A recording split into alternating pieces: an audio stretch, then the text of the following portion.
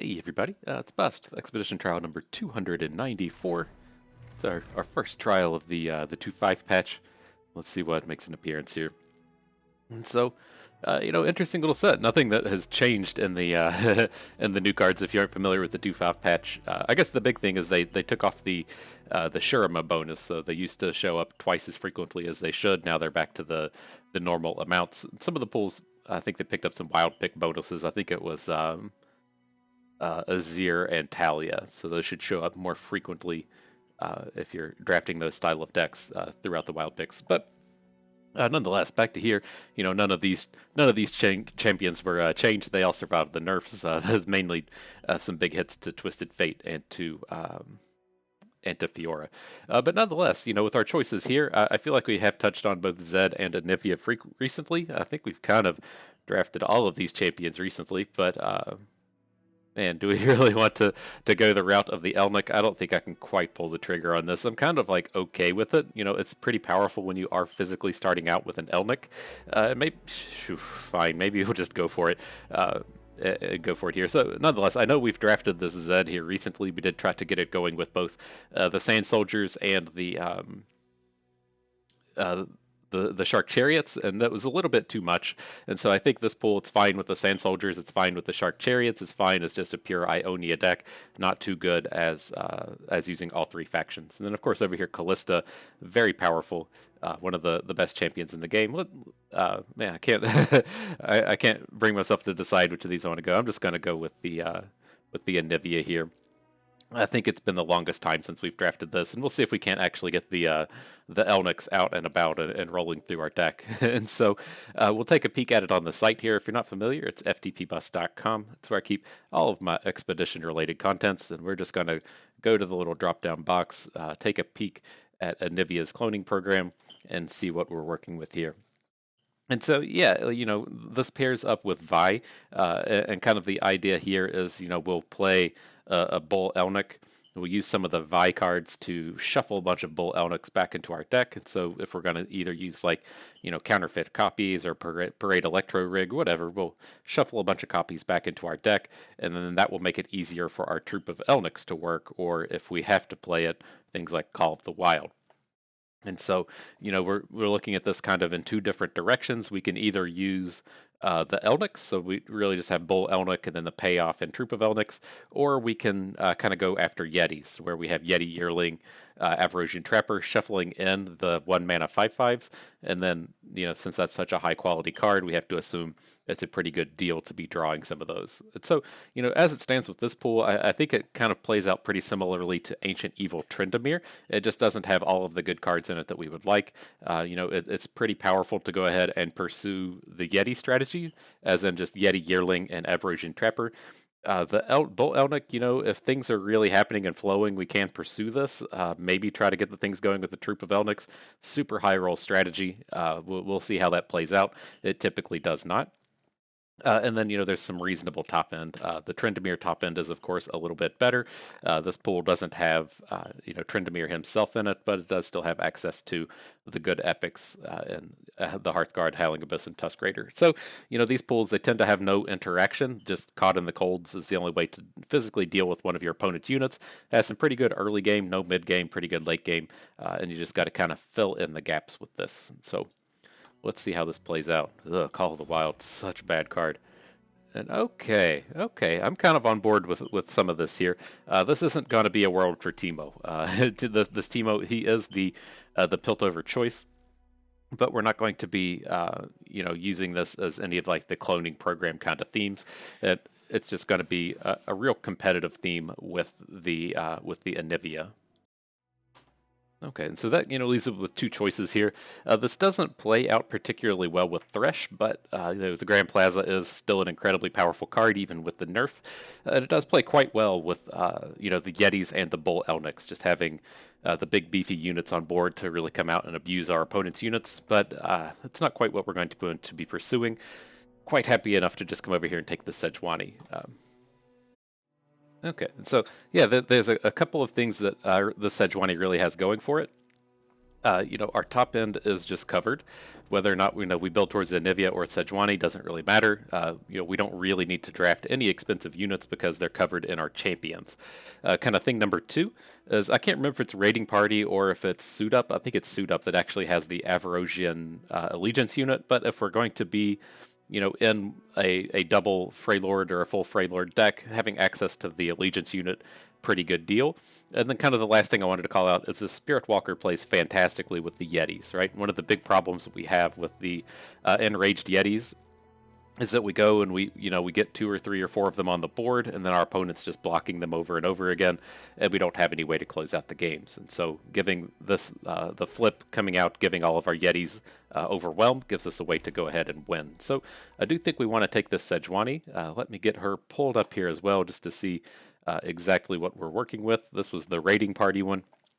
And so yeah, the kind of general idea with this Sejuani is, if you're looking to get her to flip, or if you're looking to hit plunders with, say, something like Wolf Rider, the Freylord way to do it is through overwhelms. And so, we'd be kind of looking at this overwhelm curve. That's the kind of strategy we have check marked off here. Is you have the Ruthless Raider, the Mighty Poro, Wolf Rider at 4. The Spiritwalker can, plunder into the big overwhelm things, and then Ancient Yeti overwhelm. And so, we have lots of ways to get overwhelmed to level up our Sejuani. And then kind of incidentally, the way I typically talk about this Sejuani and Gangplank flip strategy is you really want to be able to deal damage to your opponent on their turn, right? It's going to take us, at least 5 attacks on our turn, which gets us, turn 9, turn 10, turn 11 of the game to get a Sejuani to flip. But you can really cut that timing down if you can deal damage to your opponent on their turn. So that's where we're going to see things like Ice Shard come into play, Ember Maiden come into play. To a lesser degree now, Blighted Ravine, since this does hit everything. And so, we do have some options here as far as hitting these plunders. And so, we'll see how this plays out. Kind of one of the perks of these AoE strategies is that the Yetis tend to just survive all of it. And so I think we could probably get together, this kind of reasonable big Yetis theme. But I'm not completely opposed to pursuing pursuing the Elnix. I don't think it'll happen, but we'll see. We'll see what happens. It's like you got to find them quick. They got to be out here right at the beginning if you're looking to jump in on Elnix. But here, I'm happy enough to take Yeti Yearling with Ancient Yeti. I don't want to be diving into Bilgewater. I don't think the payoff here is very real. And then over in the Raiding Party side, Mighty Poro is one of the kind of premier units, but I think I would ideally have our 3-drops be something like Avarosian Trapper. I'm pretty happy to start pursuing the route of the Yeti here. These are a pretty good set of cards. Okay, and so again, there is the Cloning Program pack showing up out of Piltover, but these cards don't play to the theme, right? We've got Patrol Wardens, which is off theme. Shady Character allows us to copy a card, but, just copying Yetis isn't a real strategy. And so as far as these cards go, we're getting a Brittle Steel either way, and then I think we just want to take the Flash Freeze. The Tavern Keeper is a pretty reasonable 3-drop, but ideally our 3-drops are going to be the Avarosian Trapper, and then after that, something like Mighty Poro. He's is kind of like the worst 3-drop that we're really looking to play, and so I want to go ahead and pick up the interactive element while it shows up here. Okay, alright, well this is not a particularly exciting set of cards. I really like to stay away from Call of the Wilds. The potential for this card to just completely miss is very real, and so as it stands, I think we can safely say that we're probably out of the Elnix theme. We're going to be pushing more towards this Overwhelms theme, and so that makes me a little bit happier to pick up Ancient Yeti. This is the one I really prefer, since you can kind of get yourself in these spots to where, the kind of classic problem with these big Freylord decks is we'll get to like turn 6 or turn 7, we need to be playing like 2 cards in the same turn, but we just don't have the mana to do it because everything's so expensive. But if the Ancient Yeti's been hanging out in your hand for half of the game, you might find yourself in a spot to where you can play both Fury of the North and Ancient Yeti. It really helps with a lot of your curve problems, and so typically pretty happy to pick these guys up. Okay, interesting little set. Nothing interesting about the Raiding Party cards. I mean, you can see, right, this is where you're going with this, with the Pilfered Goods and the Plunders, and say we hit an Overwhelm and we can Pilfered Goods, that's fine. But we tend to get our card advantage in these style of decks virtually, and so what virtual card advantage would be is like, your opponent has, say, 2 3 3s on the board, and then we play a 4 5, and so they can't attack favorably into our 4 5, and then we can attack favorably into their units, and so you sort of get this sort of pseudo 2-for-1, in that your Bull Elnuk has now canceled 2 of your opponent's cards. And so, but here, I'm not opposed to taking Ice Quakes, because we can probably play to this pretty well.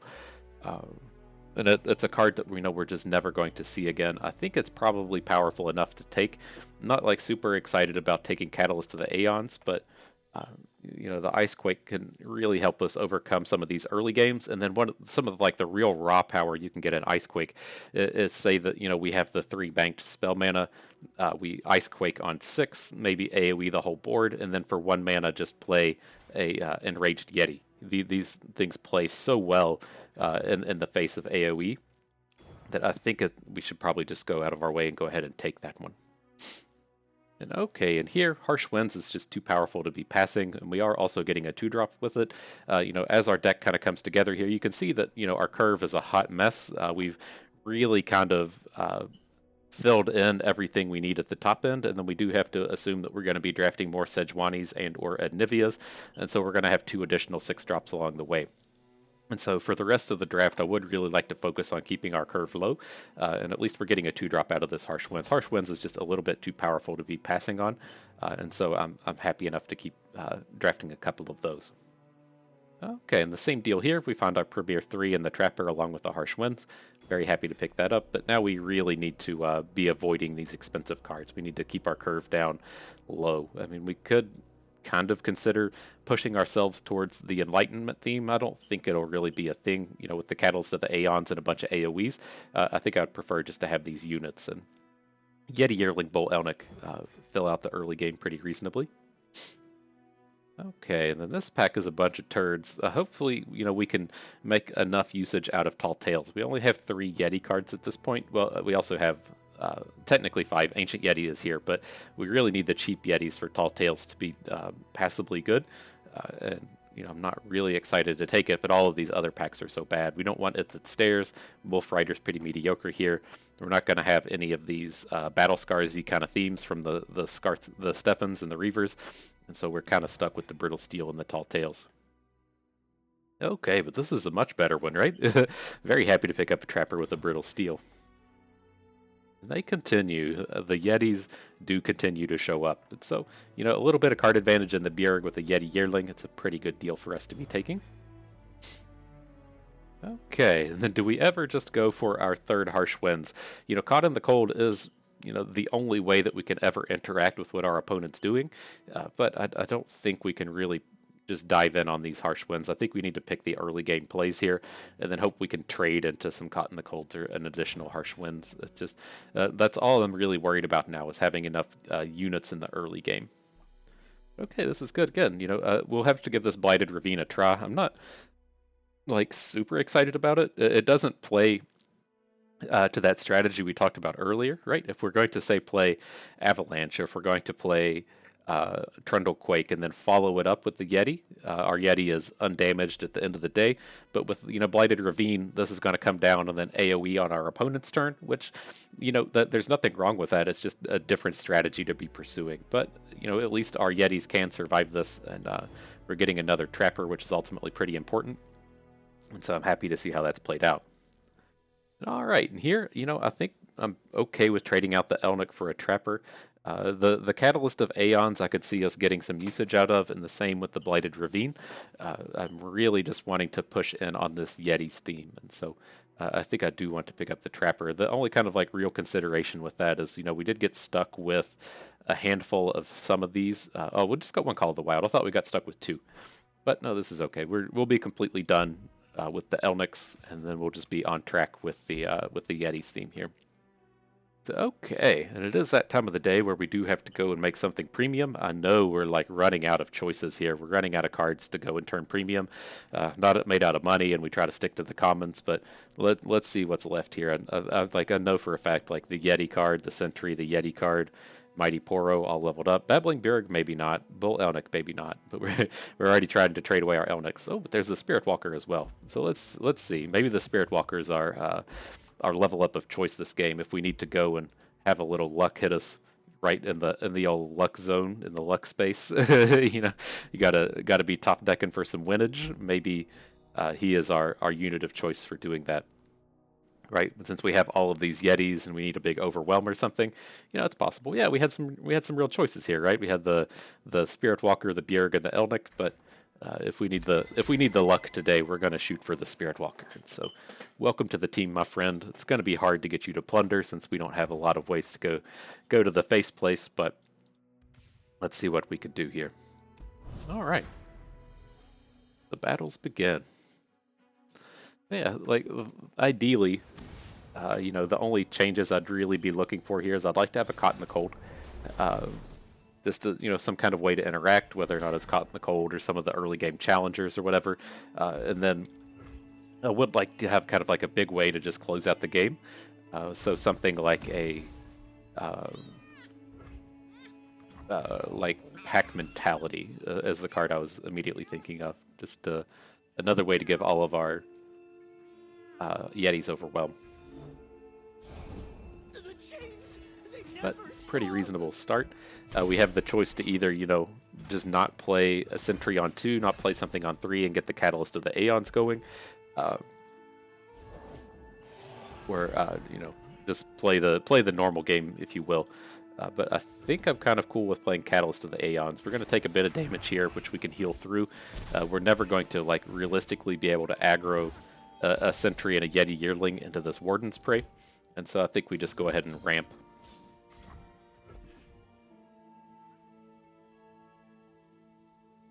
Then, you know, kind of the big thing with this hand is going to be our usage of this Sejuani. You know, it looks like opponent is putting together a pretty reasonable Mistwraith draw.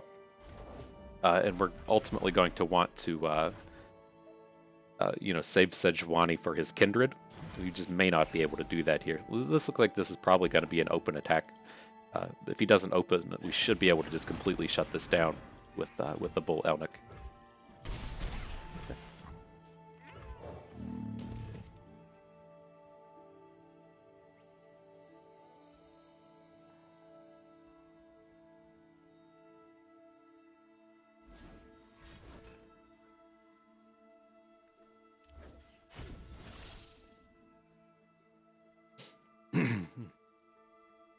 Okay.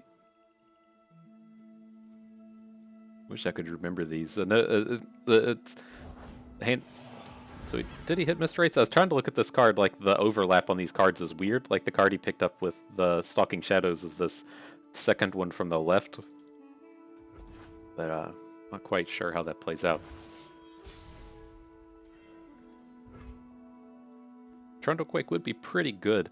I just worry that we won't be able to play it next turn. So, right, he's probably just going to open on us next turn. So I think we have to get some units down. There's no reason to attack here anymore. So let's get the Sentry down as well. This will still leave us in a spot to where if we can Trundlequake... oh, hang on, this is just a fierce... I thought... Interesting, okay. Not going to be able to block here. Okay. Light the signal fires. Okay, maybe there is a world where he doesn't just open on us. How sick would that be? But we're ready for it if that's the way he pursues this.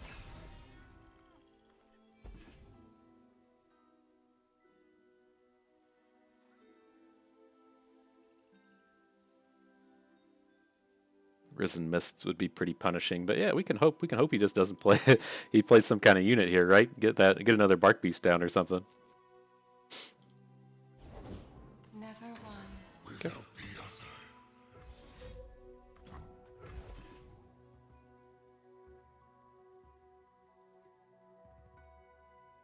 We do have an answer to this Kindred, should he choose to come in and try to attack here.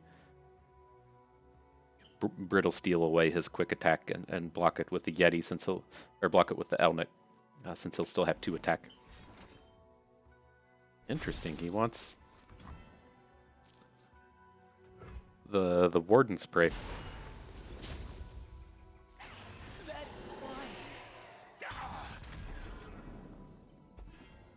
No, he doesn't have a good attack anymore. I was hoping we could just take him down.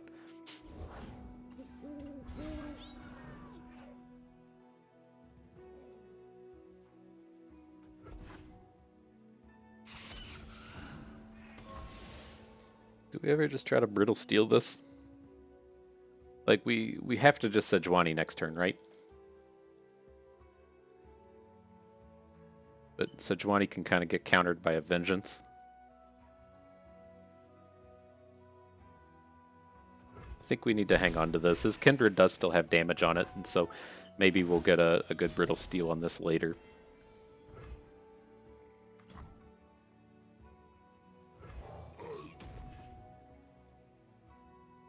See, I'd love to see him tap below Vengeance mana is what I'm kind of shooting for here. See what will be. Bow to no one.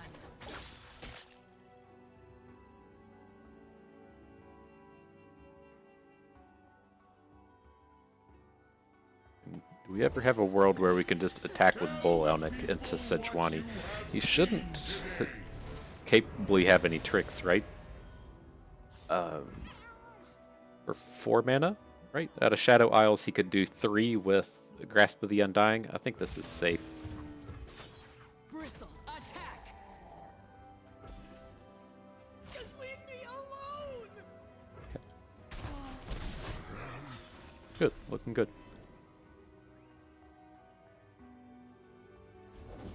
Nothing escapes my watch. Again, it's a little unfortunate we couldn't get a plundered Spiritwalker down, but we're in a pretty good spot nonetheless. Does this even draw anything? Draws Ancient Yetis. I'm cold and hungry, and there's rocks in me boots. Will no one listen? Oh, we did have another enraged Yeti. Cool.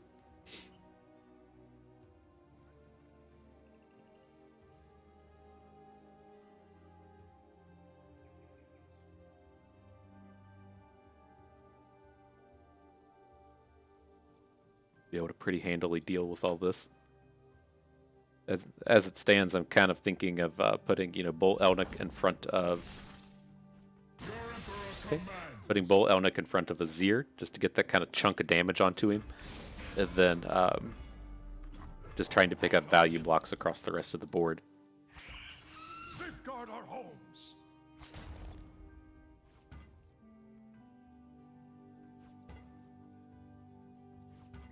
We have to be somewhat mindful of our health total here, right? We're if we put Bull Elnick in front of this, we're taking 4 and falling to 6, Ponderosa's name. which can be a little scary. The order is given. Okay. Bar the doors. Prevent as much as we can. In Shurima's name. The trap is set. Okay. More Brittle Steels, sure. So I think we just have to come in for whatever damage we can here. How does this go if we attack with everything? The 2 littles are going to block our Bjerg and our Bull Elnick. And then you put Cloven Way in front of Avarosian Trapper. That doesn't sound like super exciting. Stand and fight. Just come in like this. We probably have plenty of time here. And this will give us a chance to maybe get a flipped Spiritwalker on the board. Is that all you got?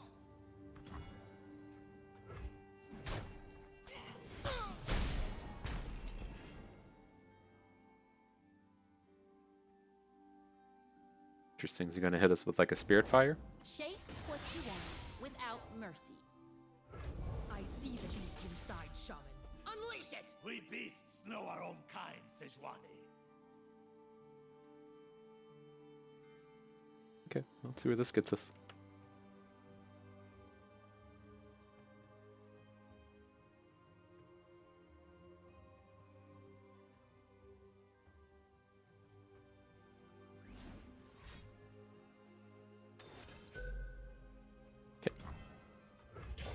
I refuse. I'm going to hold back on the Yeti Yearling. It doesn't really add anything to the board here. And if we pick up, a Ancient Yeti or something, then we'd prefer to not have to override a unit. We feast tonight, Varg. Feast tonight, Varg. Okay.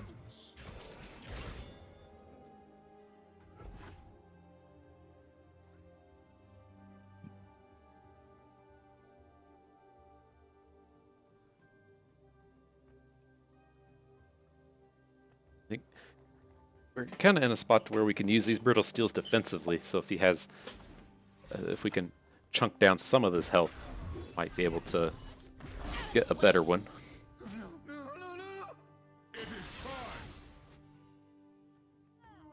So we do need to put, you know, a reasonable amount of health in front of Ruin Runner, but I mean we can probably just do it like this.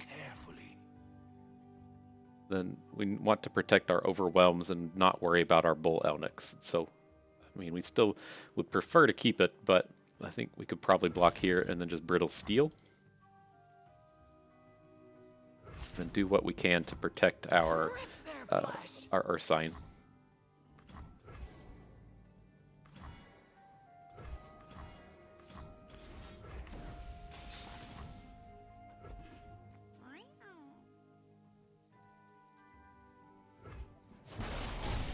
Oh man, no, we should have flipped those around. That was dumb. I thought I was going to be killing his Ruin Runner with the Elnic. That was a bit of a misstep.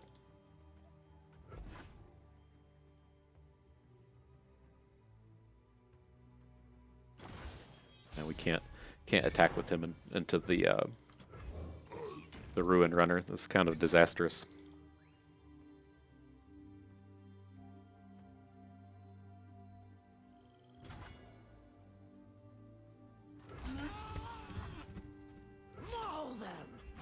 Where does this get us? We have 1525 of Overwhelm.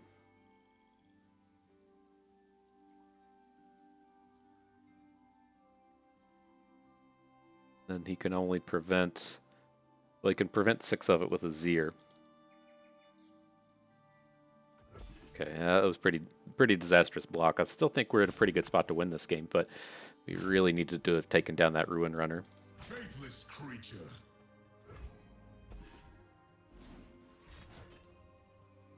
Sure. My desert, my rules. Ooh. I think let's take him down.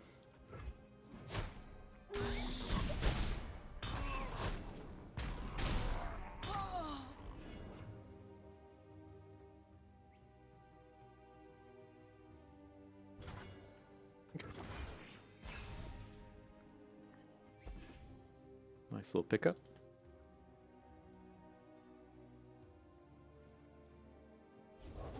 Contest the battalion. We have nothing to lose. Okay.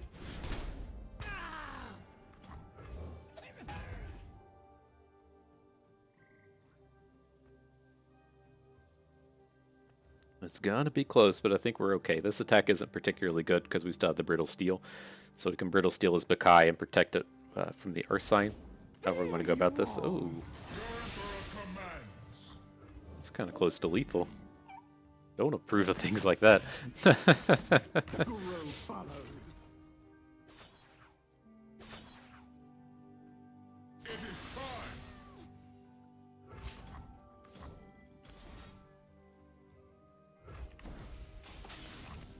Okay.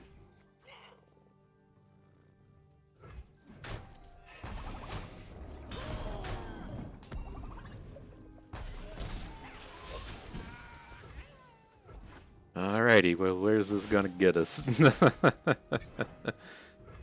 Ugh. Oh, man. We need him to just mess this up.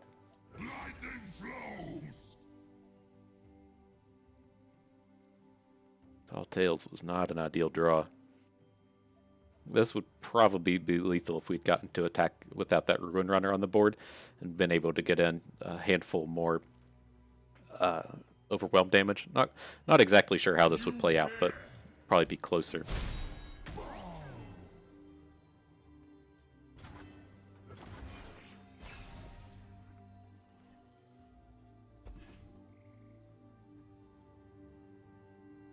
We're gonna make it?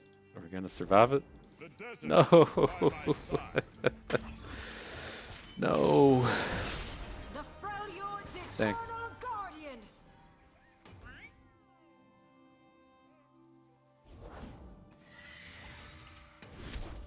All right. Fine. We get what we deserve. It's okay. We can still recover here. That's all right.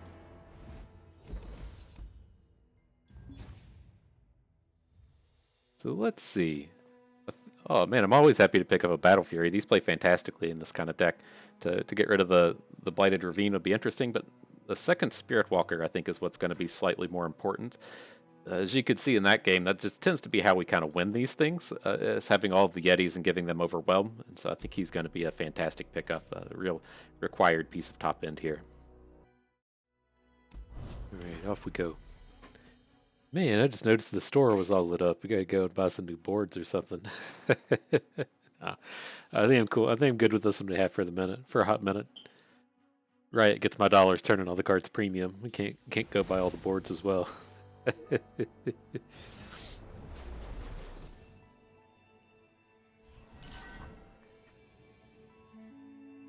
Okay. Not the worst of starts. Trying to like stop and think if we can ever really like do better than this.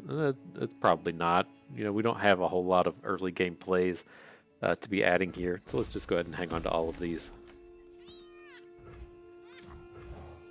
Do have the potential for this turn 3 Tall Tales. Isn't the worst. Ooh, almost skipped the attack. Happens to the best of them, man. So much Yeti. All right.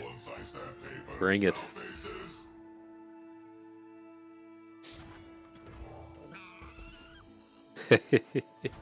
We need that card that gives all the same card +2/+2. We just have all our huge Yetis. But yeah, it does help in this sense, right? You can get kind of scary Tall Tales if you just have like the 1/1/2 on the board and then your opponent has a removal spell, then you put the card back in your deck. Like that just sucks all around. And so I'm glad we had a little bit of a backup plan there. Here we'll give him the value trade. I mean, there's not a whole lot we can do about this. I want to be punching damage in. So I think this is all reasonable.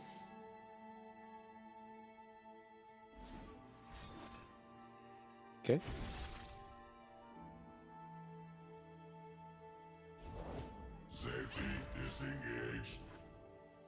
Interesting pickup from the Trail of Evidence. That's probably one of the best random cards you could hit. It's going to take you, a couple turns for the payoff, but getting the created card and then creating 2 additional cards, pretty good with this Ballistic Bot strategy. And it's just a little unfortunate for him. He's not playing Zoe.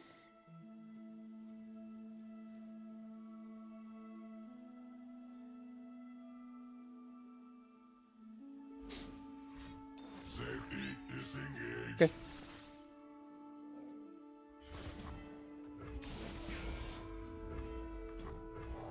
I want to add the Trapper in first so we get the opportunity to try to draw this. Be a pretty big turn next turn if we're able to hit with both the Mighty Poro and the Trapper. We could arguably look to try and just like flash freeze this Ballistic Bot, but I would rather just like trade with it, or if he wants to, put a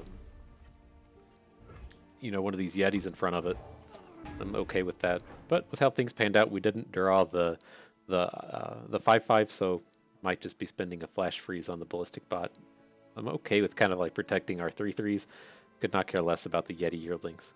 Fortunately, I'm sorry, Gaz. That's a horrible way to talk about you, but I don't expect too much more out of these other than increasing the Yeti quality in our deck.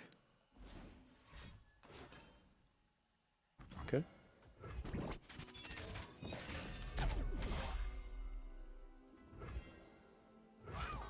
I'm through waiting.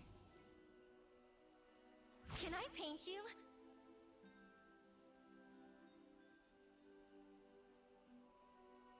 Pitiful. I spilled. All right, and this is, again, I really try to drill home the importance of these Ursine Spiritwalkers, and this is it, right? We're trying to get these damages in. He's got a bunch of like spacey sketchers and stuff that he can just slam on the board. You really got to get in there and get that Overwhelm. Okay, I mean, it looks like we're going to be paying full price on Ancient Yeti here. Ideally, we'll get Enraged Yeti next turn. We have to get Enraged Yeti next turn. This puts him in the top 3. So, come in with the Ancient. Doesn't seem like we'll be getting too much opportunities for Ice Quakes, but we'll probably get a pretty good Harsh Winds next turn.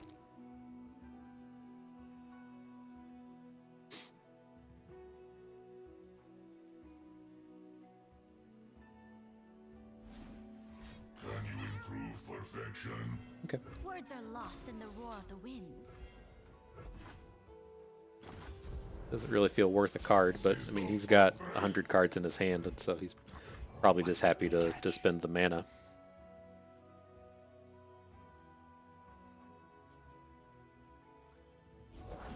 See?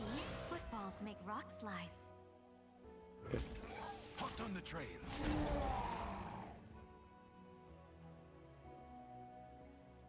Inferior design. Come on, chase! Interesting. He's gonna have some kind of trick, right? Oh, Cascade. Don't know. Don't really approve of that kind of thing. That's gonna. That thing can come out here and kill my units.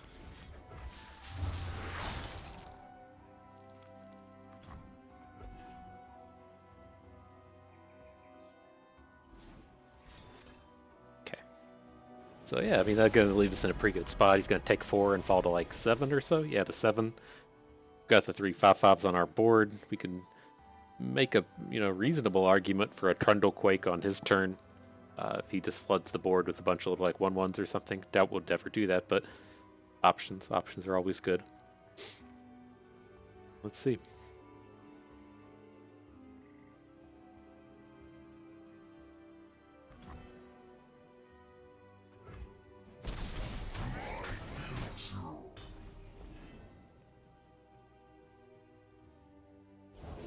They forced us to choose death or the blade. Yep. Only a See, fool- ultimately, the problem against these decks, it's going to take forever to attack through all this stuff, without our units having Overwhelm. All right, let's see what we can do. It's going to add Diana. Temperamental as moonlight.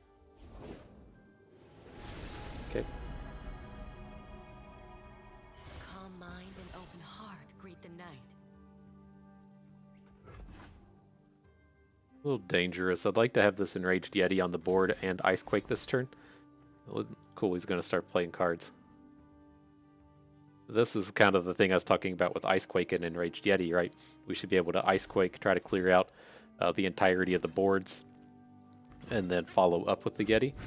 This is cool. These units were going to die anyways.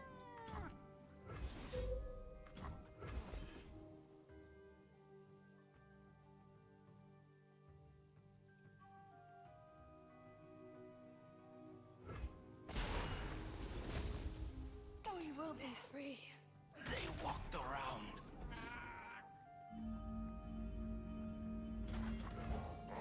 So this should be tough to deal with. I mean, of course, our Yetis are Mystic Shotable now, but he's got to have 2.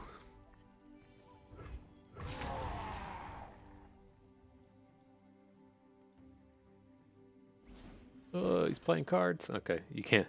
There's no bursts out of Star Chart cards. I think we're fine. We got it, guys. Oh, no. Okay. Oh, no. Okay. Good game, friend. And so as this kind of stands, I'm not, like, really opposed to taking either Sejuani or Anivia. Our deck isn't, like, really designed to take either of them. Sejuani's typically the more powerful choice since she's able to, kind of come in and do this stuff with the vulnerables. We could, look elsewhere and take the Ash with the Scar Grounds. We don't have, if we'd taken like 2 Ice Shards or something, I'd be kind of interested in the Scar Grounds, but I don't think that's where our deck is really at. And then, of course, the classic problem we run into with these decks is our curve just getting too high. But I think I'm kind of okay with this Anivia. I mean, we're really kind of doing Cloning Program here, right? We got the 4 Yearlings, the 4 Trappers, the one or two expensives, 2 of the expensives. And so, I mean, Yeti me up. God, I've never actually wanted to draft Tall Tales or Call of the Wild, but shit, that's what it looks like we're doing. Okay, so we didn't goose egg. We just lost the first game as usual. On to the next one.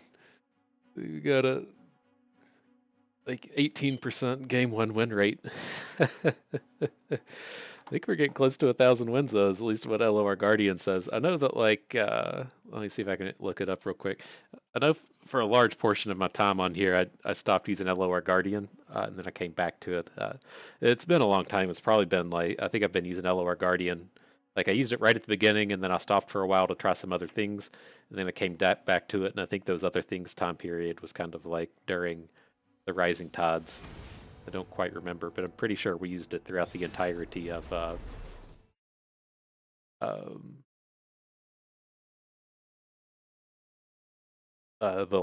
entirety of Call of the Mountain. There we go.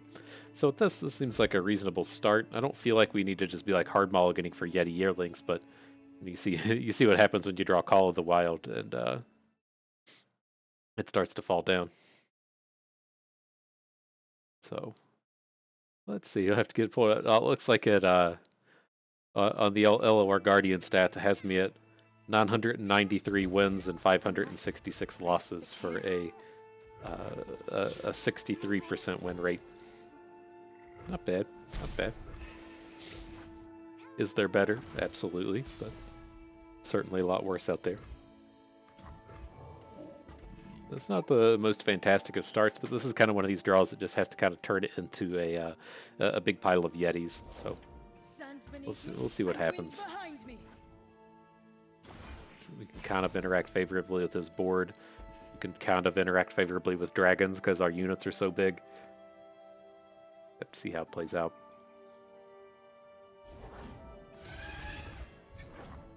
Fine to play the Trapper, then Brittle Steel the Rockhopper. We're going to run out of targets real fast for Brittle Steel, and so I'm happy enough to go ahead and take this thing down. And of note, Shyvana now with 3/4, but with Fury on the underside, and so it seems like a buff to me. I could see an argument for wanting her to be a 4/4 all the time, and I get why they said that thematically, human form doesn't have Fury, dragon form does have Fury, but it was really awkward to actually kind of figure that out. Makes sense to me. But yeah, I think she's fine. I mean, with her flip being like the strike card, it's kind of nice having Fury. There's a lot of just Fury slash abilities in the game.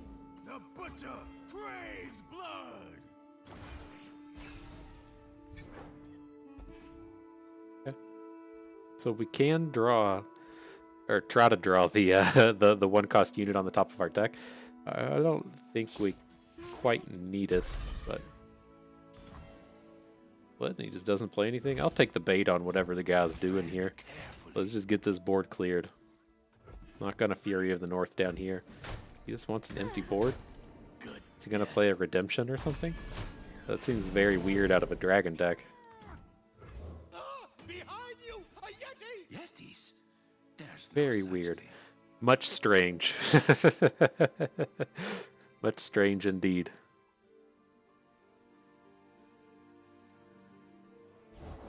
I was not so mercy. I will not Okay. grant it. These stories Did the were mathematics, and this didn't slay anything. So okay. A touch awkward in the sense that we can't take this down with a Sejuani or any of our units on the board. We have to actually go the Fury of the North route, which I'm kind of okay with. We'll get a better target for this Sejuani at some point. So let's just chunk in this damage while we can. Are gonna have to pivot and try to take down this Screeching Dragon, but this is fine since we don't actually lose our unit down here with the Yeti. Wouldn't be surprised to see him play like a Prismatic Barrier though. Beautiful, beautiful, very good for us.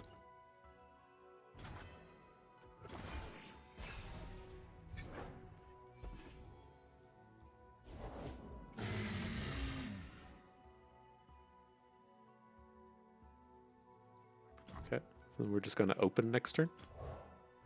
Bow to no one. If he blocks our two bigs, he's still looking to take 11 damage. I guess 12 with the yearling. Much smaller than I remember.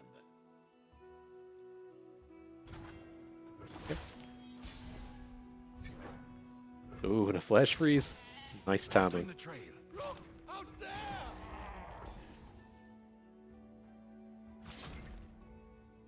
Know your place. Sending a lot of damage your way, my friend. Okay, good game.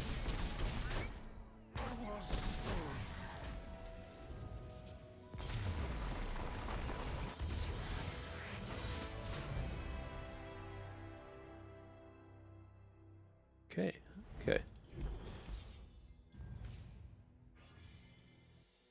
So let's see. Again, we don't want it that stares, and man, I guess we're just going all in on the Yetis. I don't like Tall Tales or Call of the Wild, but it doesn't seem like we're having a lot of struggle to keep a Yeti on the board, and so that really does help out with the Tall Tales, even though this is in general a fairly weak card. It's not that it's like weak, it's just that, if you don't have decks like this to where we kind of have this big density of Yetis, that it's horrible if it's a the shuffle effect, right? If you're shuffling Yetis back into your deck with this thing, it's absolutely brutal. And it's absolutely brutal again to say, have a Yeti Yearling on the board, we play Tall Tales, and our opponent Mystic Shots our Yeti Yearling, and so we're out the mana with this card just going back on top of our deck. So it's just like we're just down a card for a little bit of improvement in card quality.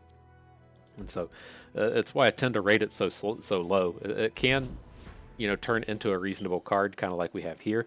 There can be some kind of time in the future where they print another Yeti, and then your density of Yetis is higher, and you can more consistently just play Tall Tales. But it has a lot of potential just to be bad here. It's Ezreal Teemo. Okay, I'm not a huge fan of the Sentry here, but I want to ensure that we have some kind of early game play. Prepared for anything. Okay. Armed and ready. Adventure starts with mushrooms. Try and get the Brittle Steel going at some point in the future. Use it to try to prevent Teemo from getting a big hit in or something. Just, we aren't very well equipped to deal with Teemo, right? Our interactive elements for Teemo are Sejuani and Anivia, so it takes a bit of work to try to take him down.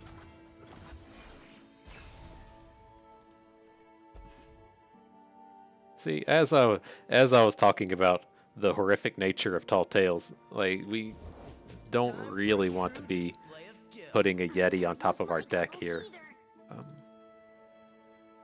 Because, like, what happens if we do? We can't even play it for, like, 2 more turns. We just have to pass.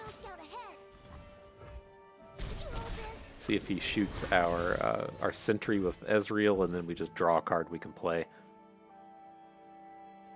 Not real well equipped to deal with a start like this.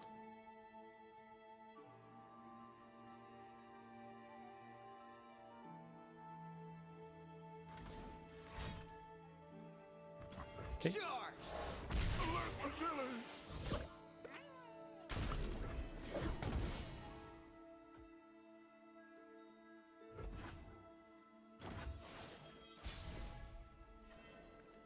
Alright, boys, well, let's get big. Let's play the Ancient Yeti, and we can also play the Tall Tales. And just try to get something going here. We're kind of in the spot now where we can, Brittle Steel one of these smaller guys and then follow up with, like, Bull Elnick or something, and so we're looking pretty decent in that sense. Officer J.S. Hawklaw, Unit 6.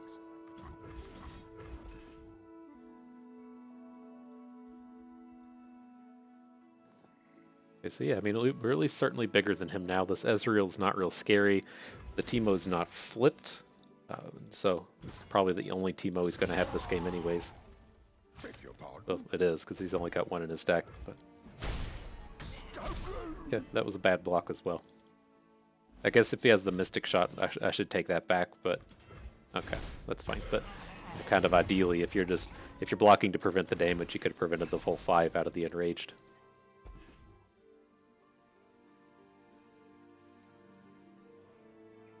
Okay, so ultimately, what do we want to do here? I think we just have to add Bull Elnick and be on this plan of trying to brittle steel something. So we can do this. Let's see what he does. I'm okay with just brittle stealing down here if that's what it amounts to, but it's not necessary, so that's okay. Can't stop me. Assume his play is to just Mystic Shot our Elnick now, which is again completely fine.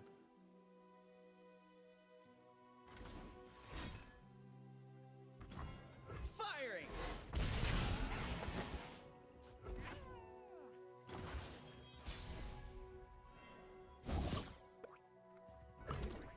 And then our big decision here is, do we open and try to get a Spiritwalker going, or do we, just play Anivia? I don't particularly like just playing Anivia.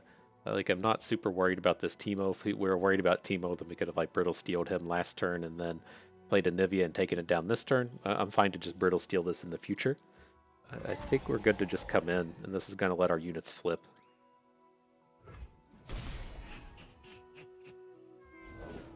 Water changes but never breaks.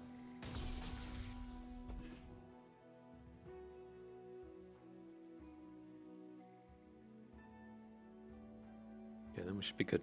We can prevent so much of this next turn. I think we're in a pretty good spot now. The only downside to this hand is, we don't have a 5-attack unit in our hand. We can make a 5-attack unit, if we want to Fury of the North something, so we can say, play Anivia and then Fury of the Norther. But, just, we don't have any Enraged Yetis in our hand or anything.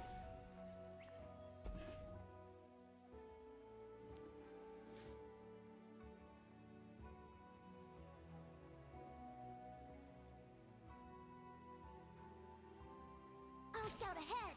Sounds dangerous. I'm in. Okay, I'm fine to block River Shaper with the Stormclaw. If he's gonna block, if he has the the spell to actually remove it, like a Thermogenic Beam would just remove it anyways. That's aggressive. Pray to your gods!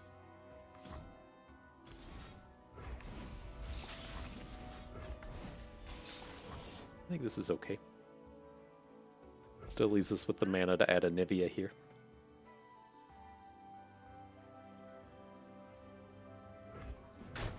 A gift from the river folk.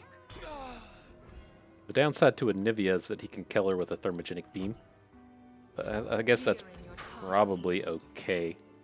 Right? If he's got the beam and takes down Anivia, then at least he's not killing our Ursine. The Ursine's the big one we don't want to lose here. Okay.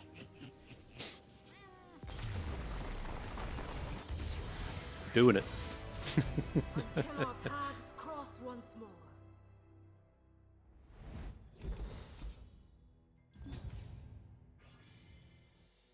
Let's see, what do we get out of this one? No, always okay with the one Rime Tusk Shaman. They don't play super fantastically in the style of deck, but it's okay. And that would be our third Harsh Winds, also okay with. And then Anivia flips to Harsh Winds, and so it's a positive little interaction. But I think I'm kind of just interested in this second Sejuani with these later game Overwhelm units. It seems to be where we're really lacking here. We're not really getting into these games to where our opponent's units are ever just bigger than ours. I mean, there's some things are cool to hit with the Rime Tusk Shaman, but yeah, that's pretty close.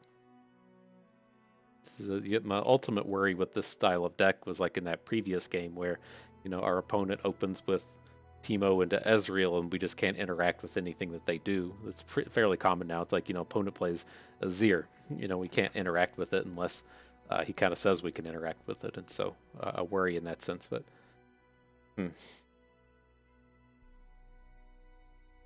is a little easier on the curve with the Shaman, but I think I'm also just wanting to take this Yeti as well. So let's take the Ancient. I think I'm okay with this. Okay, and so ultimately the reason I decided on the Yeti pack was, we do have this deck that has the various tall tales. It has a Call of the Wild in it. We're not in a spot to where we have to get stuck with another Call of the Wild because we're not just picking cards anymore. But we do have one. It is something that we are kind of forced to draw at some point in the game. So pretty okay with that. Ezreal Draven with the Shadow Isles for some reason. Just sitting there being like, man, should I hang on to this Tall Tales? I think we kind of need to. Well, at least that was a good pickup. I'm kind of curious if we should have even shuffled away that Trundlequake against the Draven deck, but I think if this was like Draven on the left where he has 3 Dravens, then we're kind of definitely interested in it, but when it's the situation where it's either 2 or 1 Draven, it's not as important.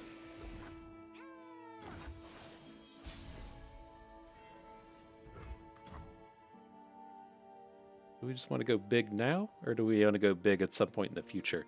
I think I'm cool with just going at some point in the future with this Tall Tales. Like, Patience.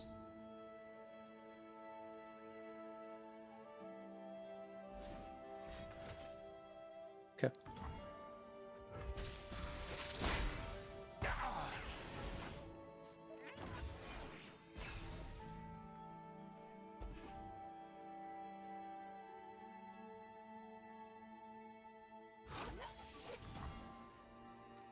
I think we do have to keep our Yeti at this point.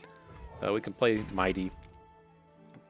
Let's see how much he taps out. If he taps out all the way, then we can put our Yeti on the board. Now we're in a spot where we can maybe next turn play an Ancient, play a 5/5, and play a Brittle Steel just for a huge amount of stats on board. Still similarly pretty good, right? 2 Brittle Steels onto this.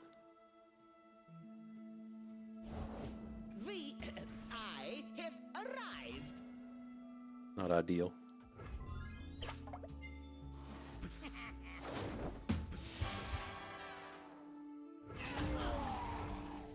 Don't think he ever blocks 5/5 on the 3/3, and if he does, I'm kind of okay with it.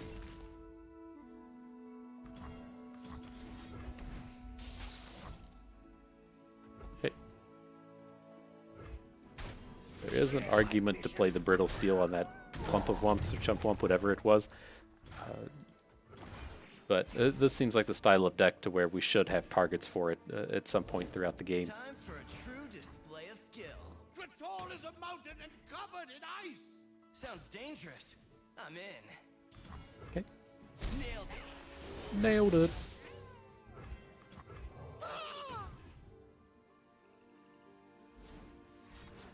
Sure.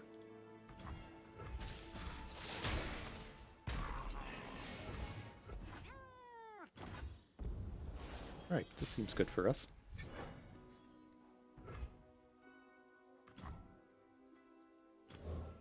Carved from the savage cold. Looks like we're gonna get that big Tall Tales action again. Another one of the downsides to Tall Tales is, if you have a full board, you can't add it. So we wanted to say replace our Yeti Yearling with a big boy. You just can't do it. So it certainly has its downsides. I don't want to act like it doesn't. Let's see what happens here. It's very odd that he didn't tap any mana. Can't. I think this is a Vengeance, right? He's gonna Vengeance whatever we put onto Ezreal. Nope. Okay.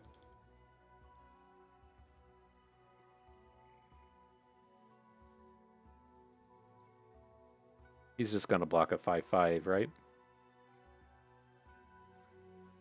So do we have a good way to line these up to where he doesn't gain the full amount of health? I guess we could reasonably attack with Sejuani first. You gotta believe me. Look out there.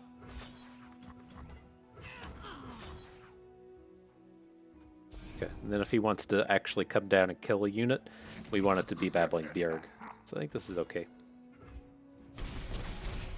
Right, we would rather have the Yeti than have the Bjerg.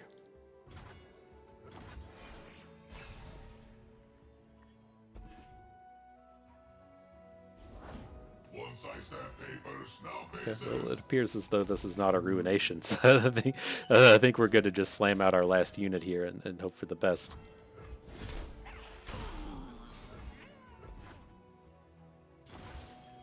System upgrade.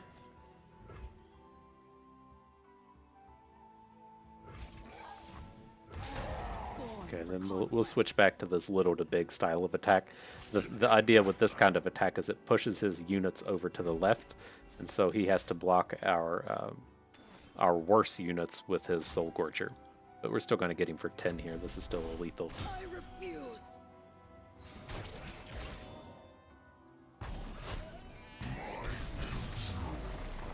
But hopefully that makes sense, right?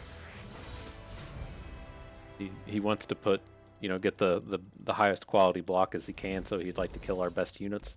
And if we put our best units on the right, then he does have to block closer to the left. So with this, well, here's an opportunity to get a Rhyme Tusk Shaman, I guess. I don't really want this Call of the Wild. If there's ever a deck to where you could pull off something with Call of the Wild, this is it. But I mean, even if, let's say everything's perfect and like in the first 3 turns of the game we kill off our 4 Yeti Earlings, so we would have like 8. There's a 9 with him, 10 with the Oro thing, or the Elnick. 13, so like in that like magical world where we shuffled in 8 Yeti Yearlings, we would still just be at like 50% density, and that's just not good enough for Call of the Wild. It's too high rolly. Maybe there will be a point in time to where you can like, draw 2 of them like 50% of the time, draw like more than 2 25% of the time, and draw 1 25% of the time, something like that, and then it doesn't feel as bad. Like if it cycles as the worst, then fine, but it is just so bad to spend 3 mana and a card to just pick up 1 card. Even if you know that you have the Enraged Yeti on top of your deck, it still feels horrible to play Call of the Wild. Alrighty, well, that seems like a start. Nasus and Gangplank. Okay. Interesting. I don't see how those two play particularly well together. Maybe we're about to get a knowledge bomb. I'll shoot the wings off a bilge wasp. He's gonna attack, right? That gets a tick up on his Gangplank. On the tree.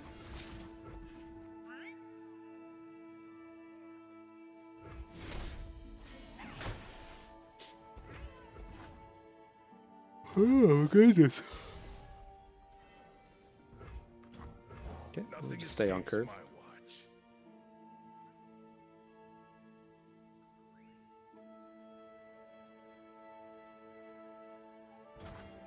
For the homestead. Silumgar. Is that a Lord of the Rings word? I haven't seen Lord of the Rings since I was in high school. Maybe like one time between now and high school I watched the Lord of the Rings movie, and then just started watching him again here over the past couple days.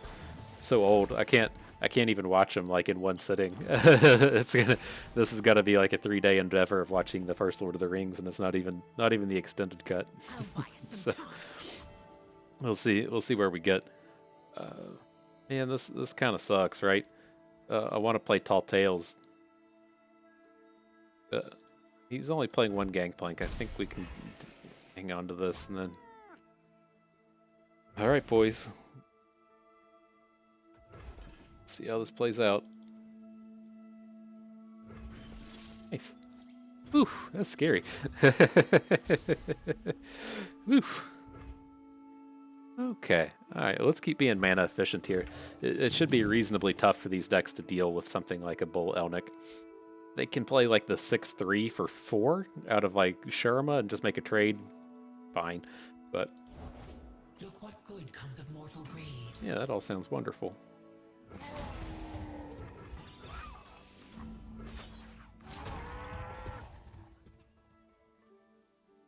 You're way more mana efficient than what he's doing here.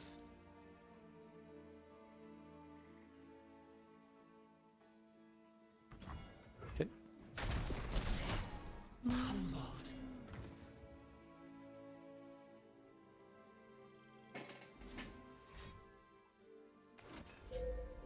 Sure. Oh, I thought that was the one that makes the one that makes the landmarks, and not the one that just does damage to face. I rarely forget and never forgive. So I respect you, Captain. Okay, I would have preferred to have waited a turn on this, but This also gets us lined up to a spot to where we can try and harsh winds down this gangplank.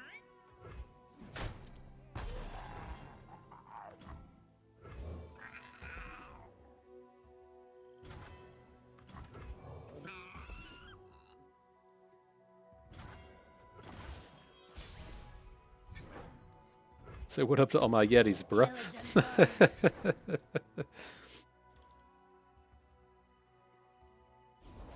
I walk through the ages.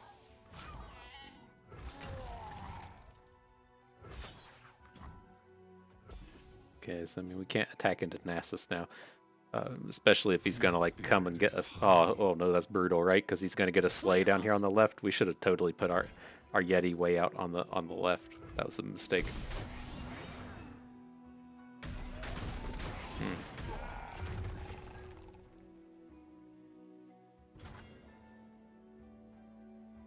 Whoopsies. We're still fine.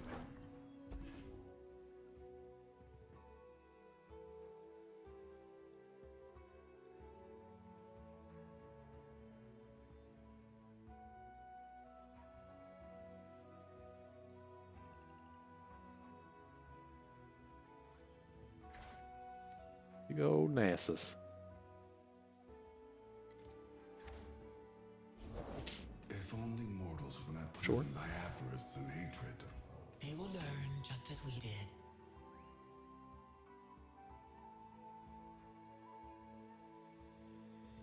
Fall to pieces.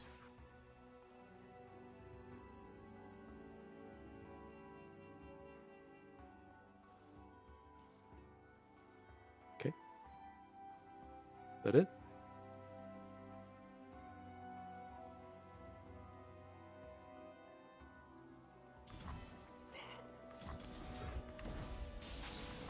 Alrighty, works for me.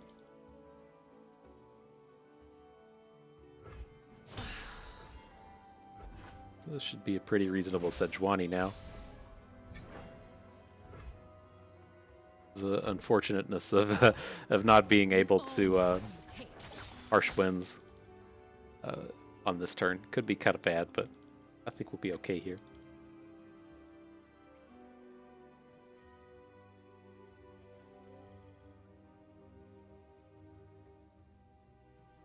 See if he comes in with that old NASA strike to mess with things. It's scary to NASA strike into, into this board when you have a bunch of brittle stealable targets, but see what he does.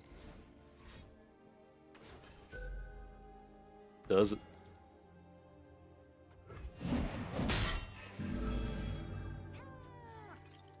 I wasn't strong enough. Born for conquest. Okay.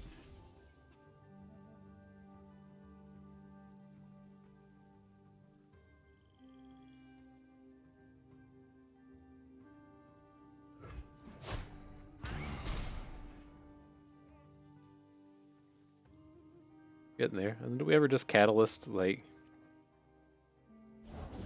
is it more important to have like the surprise mana or the surprise health, or to get up to that mana crystal one turn faster? It's probably better just to have the surprise health.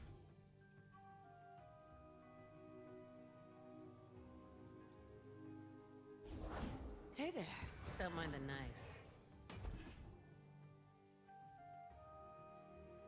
Alright, let's come out here and harsh winds this Nasus 100 times in a row.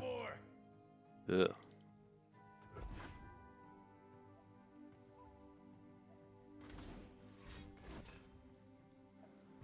I'm gonna gut you. Alright, I think his deck's doing too much of what it's supposed to be doing now, but let's not give up quite yet. This is one of these spots where we like really need to have a pack mentality. Nothing we have can block Raz.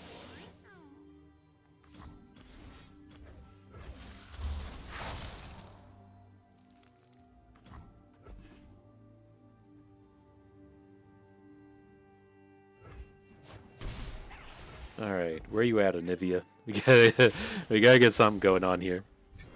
There it is. Nice.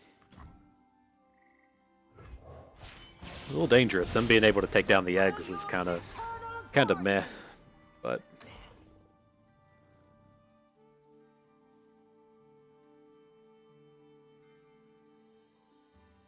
see what we can get going. So he's gonna pop off on this Nasus, but otherwise it's fine. And then we have to keep the Sejuani back. We are gonna get her flipped on this Anivia hit. Alright, that's fine. They will learn just as we did. I don't think so. I think we can just harsh winds whatever he puts in front of her. But if we harsh winds now, then we can't do it next turn. Is the downside. So I don't think we want to do that.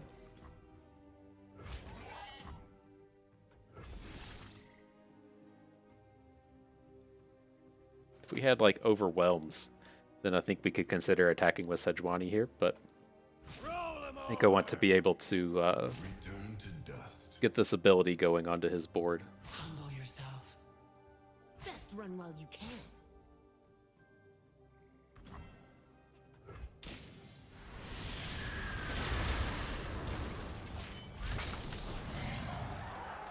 Only the strong survive.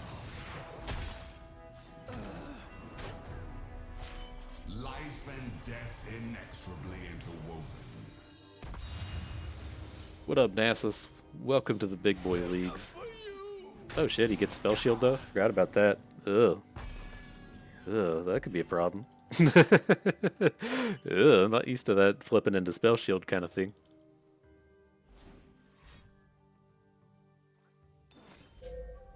Okay. Your king has returned. Doing a little bit of everything here, huh? Okay. Oh man, how sick would it be if we had a what's it called, the ice shard to just deal damage to everything? Oh, it'd be so sick, so sick.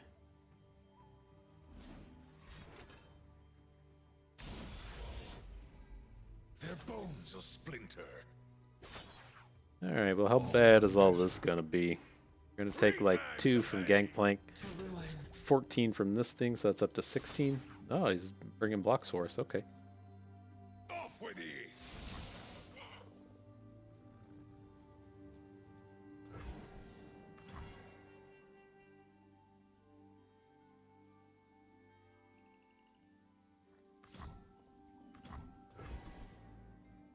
Egg 8. So I mean, I guess we just have to hit these 2. The chill before the storm. Okay, I don't really want to risk him like taking down the Anivia egg, so I want him to have to like physically kill Anivia and then kill the egg, and not just you know, be able to Nasus strike the egg down. Well fought.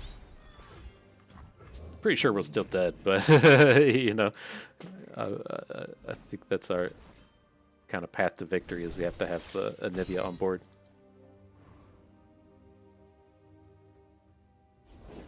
Patience.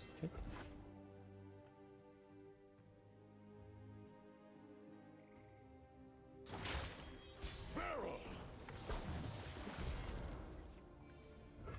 Let's soar. Alright, so this will leave him with a spell shielded Nasus and a 3/1 Trapper. If he wants to take Anivia down, he can block it with the Trapper or whatever, but alright, she's going to survive. You have a blocker for this Nasus, which is pretty huge. Humbled.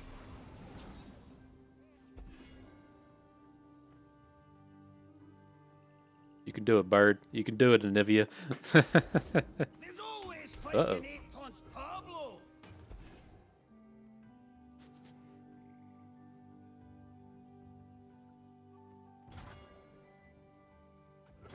This could be bad.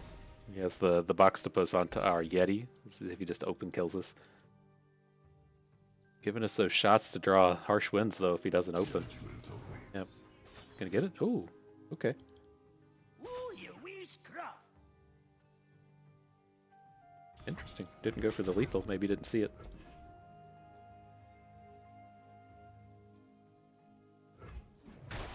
Ever watchful.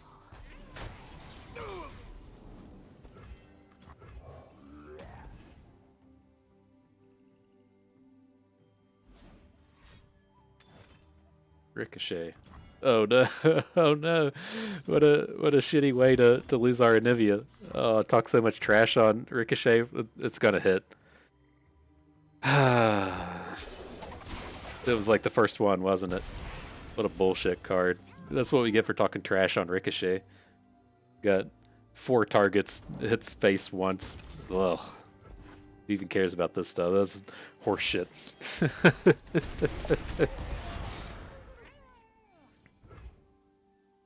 Alright, whatever. I'm gonna come out here and get good and pissed off.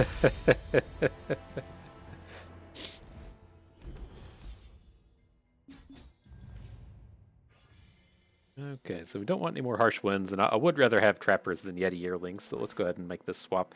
3 of these is a reasonable number. I'd be okay with like trading into more of them, but realistically, the real power in our deck comes from the enraged Yetis.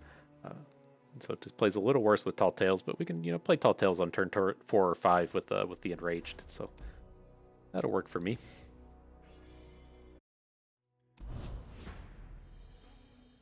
Okay.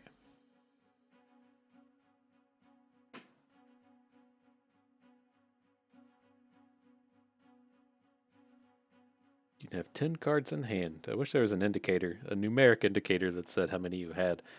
You could hover something, or same thing with mana crystals, but I'll hold my breath and hope that they're busy working on the hold a button to see what's going to happen thing. The burst equivalent for Oracle's Eye, so you can hold a button and see what's going to happen, as opposed to just hoping for the best. Nonetheless, all right. Let's see. I think we have to get rid of Catalyst. I have to assume against like a Zed deck, this has to be something pretty aggressive.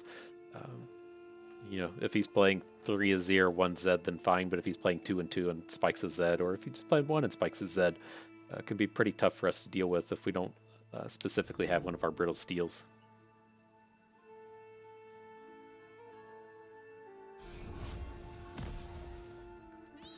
Interesting to see what happens from our opponent here, though. We tried to put together one of these decks here recently. I thought it turned out pretty cool. Okay, I'll take the opportunity to get a turn 2 5/5. It's pretty tough to pull off. Don't get me wrong, but we'll take that opportunity. It's gonna show up right here, right on top. All right, not this time.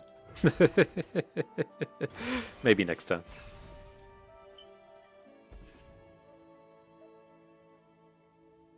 No Zed, please. That looks like a spell. Oh gosh.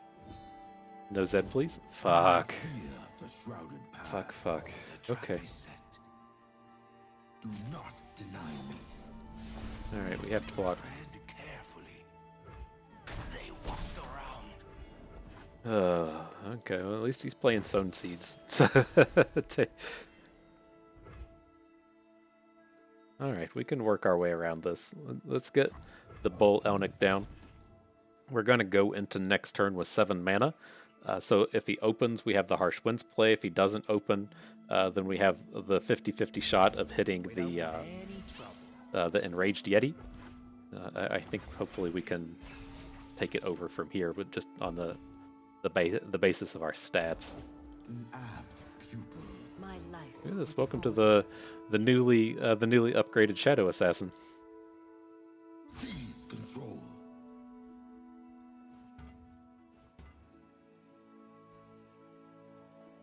I have many faces.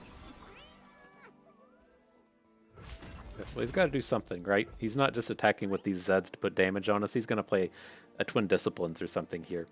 And then that'll give us the chance to play a Harsh Winds. But if he doesn't, we're about to just get like a huge board.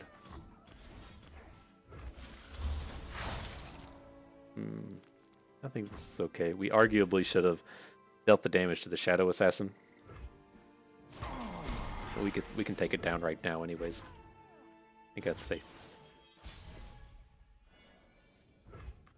Here in your time of Kind of sucks if he has a Homecoming or a Will of Ionia, but if we get to deal this damage, then it's going to be a real game changer. I can see. Brave and dumb. You cannot cannot escape. I'm trying to feed my family. Strike them down. Shadow. Saw that a mile away.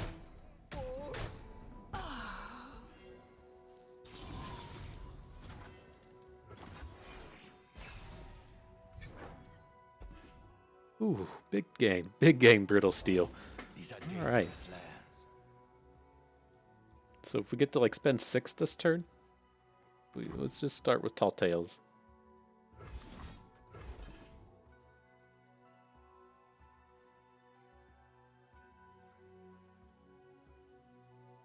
Oh no, it feels like he's thinking real hard on this Will of Ionia. Oh man, that would have been brutal.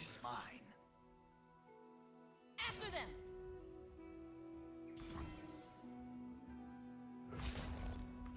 Do we just take this trade? I kind of dig it. Then if he's gonna like try to twin disciplines on his Lifeblade or something, then we save the Brittle Steel for that.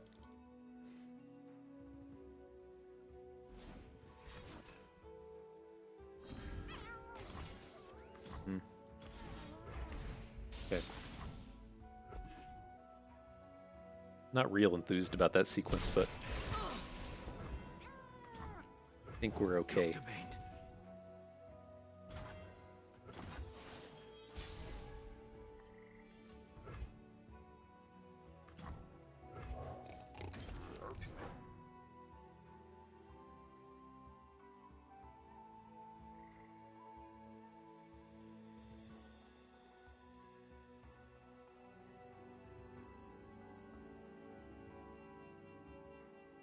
Okay, so I mean, we get ready to go in. I don't think we can override our Anivia. She's going to be back for our next attack. I mean, the only way we lose these games, Ryder, is if he's able to, wow. If he's able to keep, his elusives on board and just try to race. Oh, if he's blocking, this is great. Like, do not care if he's wanting to play like Twin Disciplines to +3. Homecoming. Okay, that's fine.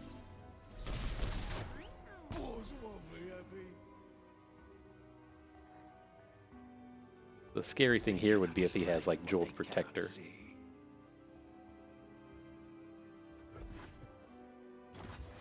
Let's just keep this space on our board. We have enough mana to do everything for the rest of the game. So I want to see if we draw something particularly interesting. Uh-oh. Uh-oh.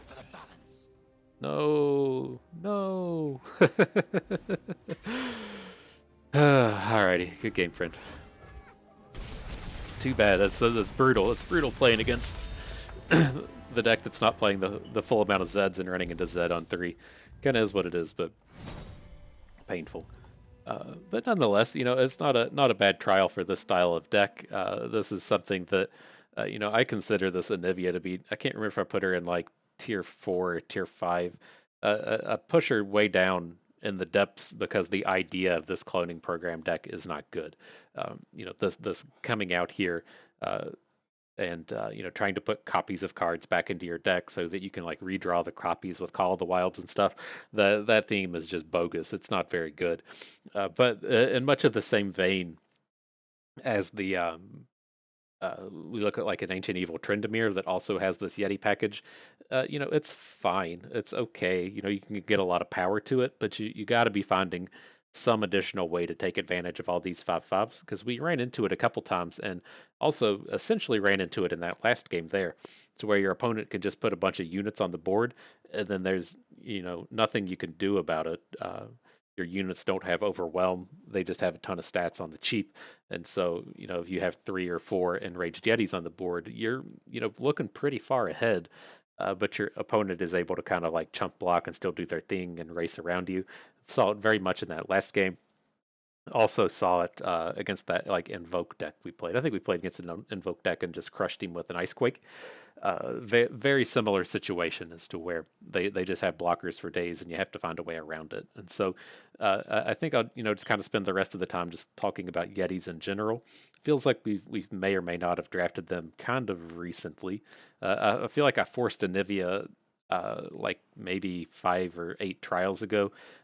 Just because it had been a long time, and now she's back in the mix again. But yeah, when it comes to this Yetis deck, you have to find some other theme to help you win the game. And so the other theme that we chose here was the where you at? Where you at, bro? The Ursine Spiritwalker. You can't see his flip like this. I don't know why I can't click. I tried left and right clicks on it here. Can we see these bigger versions of these cards? But no, when he flips, he gives all of your 5 attack units Overwhelm. We maybe pulled that off like one game, but you have to have a way with these Yetis decks to close out the game so they aren't just making those chump blocks over and over and over and over again.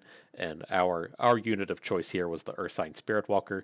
We were also looking for Avarosian Outriders. That's the Freylord Yeti card that gives the top, or the Freylord Allegiance card that gives the top card of your deck +3/+3 and Overwhelm, which is typically going to be an Enraged Yeti. And so you're playing the Outriders in the attempt to draw a 8/8 Overwhelm for 1.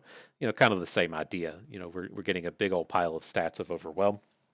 That's our way to close out the game. And so, that's, kind of the overarching thing we're trying to do. That was, what our game plan and strategy is. And then, if you're in another faction or something, there are other things that you can look to do with this. If you're in Noxus, there's the 5 attack matters. If you're in Noxus or Shurima, there's reputation. You just got to find one of these other things to take advantage of your Yetis with, and not just be trying to have a giant pile of stats. And so, at least kind of try to integrate that into your strategy. If you are, pick one looking to just draft Yetis, or if you're in a different strategy that needs a little bit of help. So if you say, start with a Sivir, and then you need something to, activate reputations for whatever reason, then sure, you can add in the Yetis and try to go that way. But just, I call it and value, right? And so you have to be doing, whatever the card actually does and something else. We talk about it with Reforges mostly. You want to be, you can't just be playing a Reforge for giving a unit +2 attack or giving a Challenger quick attack. It's too random. But if you're doing that with some and value, so if you're giving your units the +2 attack and you're activating a Puffcat Peddler, or you're giving your units +2 attack and you're discarding Reforges to Rummage, then you have quite the thing on your hands. And that's exactly what we're running into here. Is you got to get your and value out of the Yetis, and find some way to do that. And so that's the core of the deck. And then ultimately what I think our downfall here was, and maybe I didn't rank those Caught in the Colds quite high enough, is you need to find a way to interact with your opponent's stuff.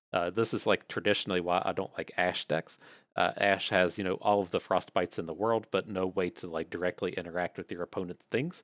And so it was pretty painful in this deck here, right? We didn't have any of the Challenger Wolves. There's the 2 mana and the 3 mana Challenger. We didn't have any Caught in the Colds, and so our only way to physically deal with our opponent's units were Anivia, and so I guess also Icequake. But we really needed a way to kind of interact with what our opponent was doing, and we were really lacking in that department here. And so I typically talk about whenever we're drafting. Looking for like Sunbursts or Vengeances, or even like Whirling Deaths, having some way to interact with your opponent's unit. And that's ultimately just the big weakness of Freylord, is not having good removal spells. Their removal spells tend to be the AoEs, and we just had the 2 here. We just had the Icequake down yonder, and the Blighted Ravine here. Maybe passed on an Avalanche, maybe passed on an Icequake, or not an Icequake, passed on a Ice Shard. But we were a little bit short on removal here as well. You could see how scary it was against that Teemo deck. You could see how crappy it was against this Elusives deck here at the end. Just needed something to, even if it's, not enough to take down our opponent's unit, just enough to make them like play a combat trick when they don't want to. Something to take advantage of the game, instead of just saying, hey, are my stats more than your stats? And so, nonetheless, pretty positive little run. I had a good time here, and I thought this was an interesting little pull. I rarely advocate drafting Tall Tales, and so it's kind of interesting. We've been playing this game. I think the opening screen said the 1-year anniversary is on like April the 19th. Would have been a lot cooler if it was on the 20th, I guess. But I think it's coming up, and so I did start in the beta. I was in the closed beta, and then The whole idea was I was going to start this up during the closed beta, and then they just opened it to everybody. Cool for you, not as exciting for me when I was trying to hope to start on the YouTubes on the closed beta, but you know that's where it started nonetheless. So I've been here a little bit over a year. I've been here for the length of the game's history, and so it's pretty cool and exciting to see that they're coming up on their 1 year anniversary. I'm sure everyone at Riot's pretty excited about that. But nonetheless, that will do it for us today. I do believe we have a reward to click on here. Oh, it looks like a prismatic reward. Do we get to pick a card with this? We sure do.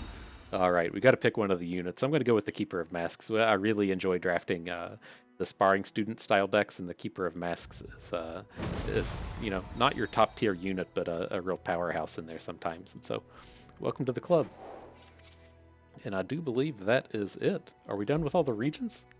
Nah, okay, it's still going. So yeah, that is gonna do it for us today. I don't know what it is in the store. What's all shiny in here? Let's take a peek at this before we go. Planet Earth. That doesn't look like a clicky board. Oh, it says it has special visual effects and music. I don't know, maybe another day. What are these other ones? We gotta check out the Guardians. Do we get a cat? That looks like more like a dog than a cat. Rookie mistake, Riot. What is this? I don't know who this is. Is Earth like actually a person? I kind of understand what ultra rapid fire is, but I didn't think it was an actual unit kind of thing. Oh, that's adorable. That's pretty sweet. But all right, that's going to do it for us today. So, you know, I hope you all learned how to Yeti just a little bit better. You know, you maybe learned a thing or two along the way and had a good time watching. This is Bust, and we thank you for being here.